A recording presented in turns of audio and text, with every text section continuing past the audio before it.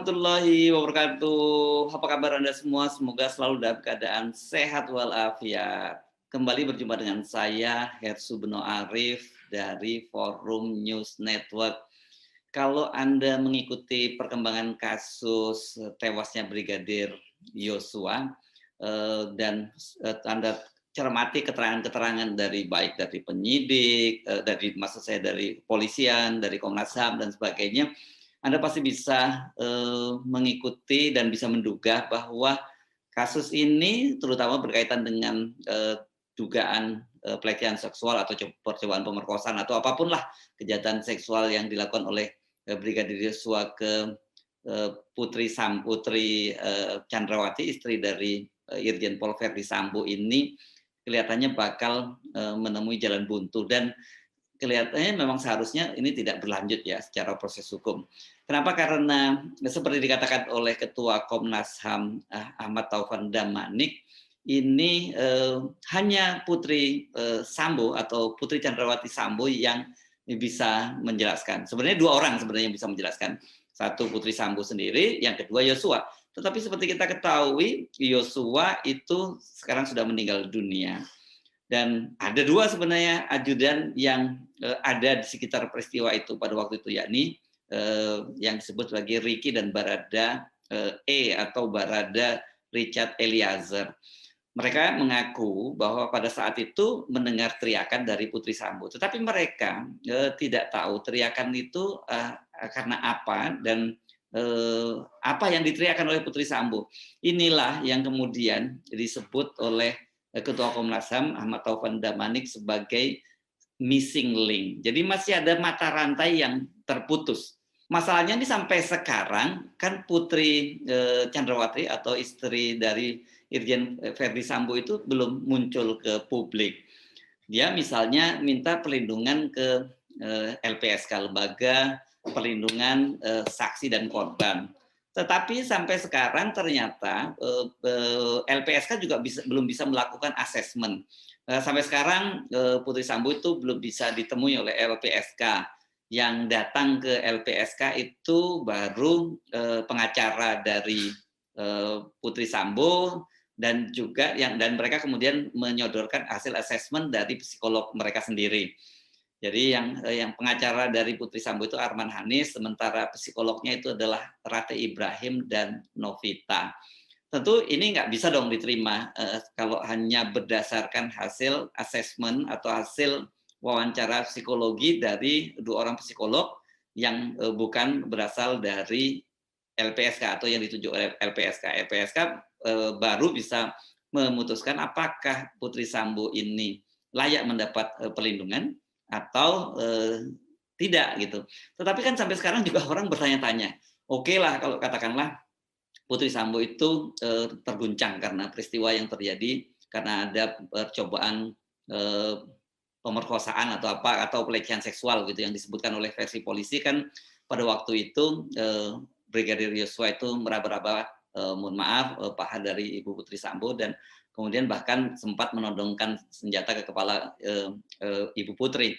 Tetapi itu kan belakangan orang menjadi bertanya-tanya ketika banyak sekali kejanggalan-kejanggalan versi yang disampaikan oleh polisi ini sudah ditolak gitu ya. Tetapi oke, lepas itu kan tadi persepsi publik. Nah, faktanya seperti apa?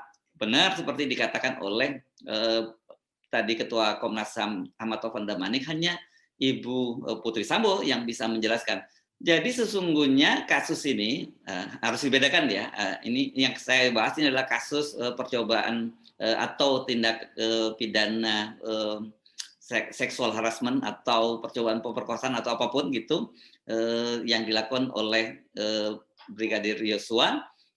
Terus ada juga kasus lain, yakni ada dua kasus lain, yakni salah satunya ya ini kasus pembunuhan berencana sebagaimana disampaikan oleh pengacara dari Brigadir Yosua. Selain LPSK sampai sekarang Komnas HAM kan juga belum memeriksa dan baik Irjen Verdi Sambo maupun Putri Sambo sendiri.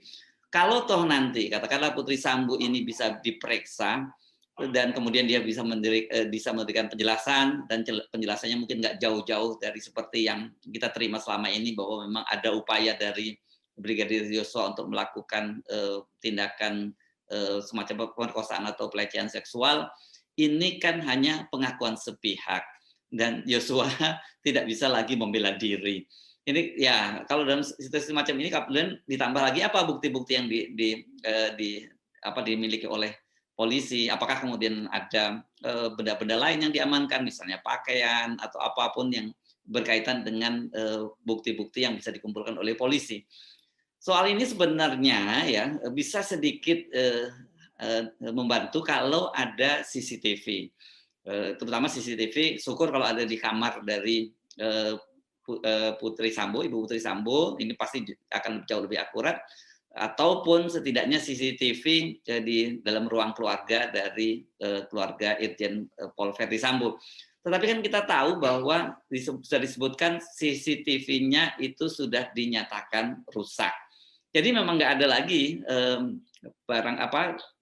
alat bantu lain yang bisa menguatkan keterangan dari Putri Sambo kalau toh nantinya dia memberikan penjelasan kepada Komnas HAM maupun kepada LPSK. Tapi kalau LPSK ini tentu tidak digunakan untuk konsumsi publik, tapi lebih pada kepentingan apakah dia layak atau tidak dilindungi oleh LPSK. Sementara Komnas HAM seperti kita ketahui belakangan ini setiap kali ada pemeriksaan semacam ini, mereka memberikan penjelasan kepada media. Dan tentu saja yang nanti akan menjadi pro justisia itu berkaitan dengan pengakuan atau hasil pemeriksaan dari penyidik. Jadi sesungguhnya kasus ini harus dihentikan karena itu tadi karena yang bisa memberikan kesaksian hanya tinggal Putri Sambo, sementara Yosua tidak bisa lagi memberikan kesaksian karena dia sudah meninggal dunia. Kalau toh kemudian Yosua dinyatakan jadi tersangka, ini prosesnya juga tetap harus dihentikan. Jadi tidak lagi bisa diproses. Nah, dalam kasus ini berarti kasus dugaan percobaan pemerkosaan atau tindakan seksual harassment yang dilakukan oleh Yosua ini kalau dari sisi hukum itu harus dihentikan, di SP3 kan gitu ya. Sementara yang jadi persoalan ini tentu saja adalah persepsi yang publik sudah terbangun selama ini. Dan orang kemudian hanya tinggal menduga-duga apa sesungguhnya yang terjadi. Ini bisa disebut sebagai dark number ya, kasus yang sudah tidak bisa terpecahkan lagi karena pelakunya sudah meninggal dunia. Nah, seharusnya sekarang ini polisi itu tinggal fokus pada dugaan pembunuhan berencana. Dugaan pembunuhan berencana ini walaupun Yosua sudah meninggal dunia, namun secara saintifik itu masih bisa diusut. Kemarin kita tahu bahwa dilakukan otopsi ulang, dan dari otopsi ulang itu tubuh dari Yosua masih bisa berbicara. Luka-luka di tubuhnya, apa penyebab luka itu, apa penyebab kematiannya, kapan kematiannya, kemudian benda apa saja yang menyebabkan kematian, benda atau senjata apa saja yang bisa menyebabkan kematiannya. Dan kemudian dari luka-luka itu bisa diketahui apakah peristiwa itu terjadi seperti dikatakan oleh polisi atau pengakuan dari Brigadir Richard bahwa terjadi tembak-menembak, dan kemudian ketika dia sudah jatuh, dia untuk memastikan ketika Yosua sudah jatuh terkapar di lantai, dia untuk memastikan dia memberikan tembakan lagi. Ini secara saintifik itu yakni melalui proses otopsi ulang itu sebenarnya sudah bisa menjadi bahan petunjuk bagi polisi. Selain otopsi ulang tadi, dari tim forensik yang melakukan otopsi ulang terhadap tubuh dari Brigadir Yosua, meskipun ada CCTV yang sudah dikatakan mati, tersambar petir di dalam rumah dinas Verdi Sambo, tapi masih ada CCTV di seputar lokasi. Kemarin juga CCTV sempat dinyatakan hilang, tapi kemudian diakui oleh polisi itu disita oleh polisi untuk kepentingan penyidikan. Jadi dari situ sebenarnya dari CCTV itu tadi kita bisa ketahui bagaimana kesibukan di seputar rumah dinas Verdi Sambo, bahkan mulai dari Magelang sampai di sepanjang perjalanan dan termasuk di rumah dinas Verdi Sambo kan sebenarnya sudah dimiliki oleh polisi maupun juga Komnas HAM sudah melihatnya. Katanya ada Komnas itu cukup lengkap melihatnya ya. Dari situ kita bisa tahu sebenarnya bagaimana aktivitas itu, siapa yang keluar masuk di rumah itu, pada pukul berapa, dan apakah betul ada kemudian mobil ambulans yang membawa jenazah pada pukul berapa keluar dari rumah, itu semua sebenarnya bisa dirinci.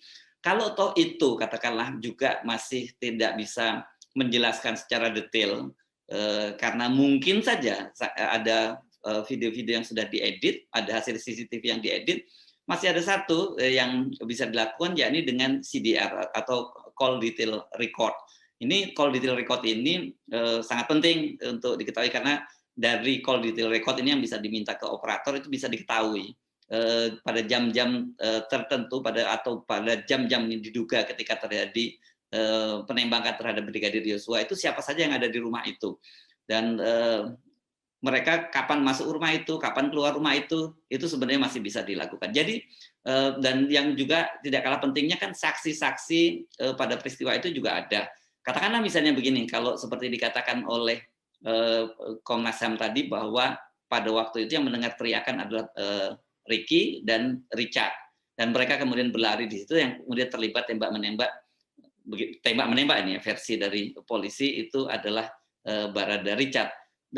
Benarkah hanya mereka berdua yang ada di situ, di lokasi itu juga bisa dilihat dari call detail record. Jadi sebenarnya kalau tadi sekali lagi untuk urusan adanya percobaan pemerkosaan atau sexual harassment, kekerasan seksual terhadap Putri Sambo, bisa kita simpulkan sebenarnya sudah menemui jalan buntu. Sementara untuk dugaan pembunuhan berencana seperti yang dicurigai oleh keluarga Yosua maupun dari pengacara masih bisa ditelisik oleh penyidik. Sehingga kasus ini sesungguhnya masih bisa diselesaikan oleh polisi, tidak akan menjadi dark number.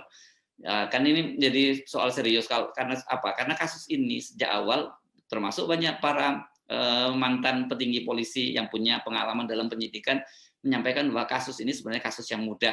Paling dalam 1 sampai 2 hari, itu maksimal 2 hari, kasus ini harusnya bisa dibongkar dengan cepat. Mengapa? Karena lokasinya jelas, di mana kejadiannya juga jelas, siapa saja yang ada itu jelas, senjatanya jelas, bekas tembakan juga jelas, dan semuanya saya kira memang membuat penyidik harusnya tidak kesulitan untuk membongkar kasus ini. Persoalannya sekarang tinggal mau atau tidak membongkar kasus ini. Saya Arif dari Forum News Network. Sampai jumpa lagi. Wassalamualaikum warahmatullahi wabarakatuh.